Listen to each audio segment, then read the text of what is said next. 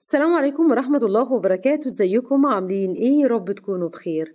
فرحة وسعادة غير عادية، مفاجأة بيجهزها محمود ومحمد وحسن وزفة بالعربية لاستقبال العريس الجديد. هنتكلم النهاردة عن مفاجأة جميلة جدا بيحضر ليها محمود وسحر والحاج جابر ومحمد وحسن وهم بيزوقوا العربية لاستقبال العريس. هنشوف مين العريس ونشوف أجمل اللحظات اللي كانت سحر بتستناها لحظة لحظة. هنتكلم النهاردة عن شفاء آدم وخروجه من الحضانة وعودته للمنزل في زفة بالعربية المتزوقة اللي كأنها رايحين يجيبوا العريس أو رايحين يجيبوا العروسة. استقبال جميل جدا وفرحة كبيرة جدا جدا، لحظة خروج آدم من المستشفى ومن الحضانة ورجوعه تاني لبيته وبيت جده وعودة السعادة لعيلة حوارات مرة تانية والاحتفالات الجميلة وبداية إن شاء الله بزفة العريس، أو يعني فال كويس وحاجة جميلة جدا بيعملوها. يلا نشوف هم خرجوا في الاستوديو وقالوا ايه. بس من فضلكم ادعموا الفيديو بلايك، ولو اشتراك هيكون شرف لينا تواجد حضراتكم الكريم في قناتنا المتواضعة.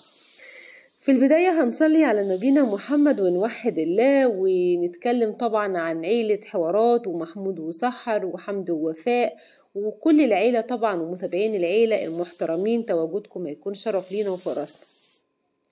المفاجأة الجميلة واللحظات الجميلة اللي بنستناها النهاردة، خرج محمود ومحمد وحسن والحاجة أم محمود وهم بينوهوا وبيتكلموا عن المفاجأة اللي بيجهزوها وهم قاعدين واقفين قدام العربية وبيزوقوا العربية بالزينة اللي احنا بنعملها لما نكون بقى في عروسة وفي عريس، بنزوق العربية كده بزينة عشان نروح نجيب العروسة أو نجيب العريس. وقال محمود يلا خمنوا ايه هي المفاجأة اللي احنا هنعملها النهاردة، ايه المفاجأة اللي احنا بنزوق ليها العربية، هنروح نجيب مين، هنعمل ايه. كل المتابعين بدأوا ينهالوا بالتعليقات عن خروج آدم من الحضانة وزفة بالعربية لاستقبال البيبي الجميل ونقله من الحضانة لفيلا باباه وفيلا جده، فيلا محمود وسحر وفيلا عيلة الحاج جابر.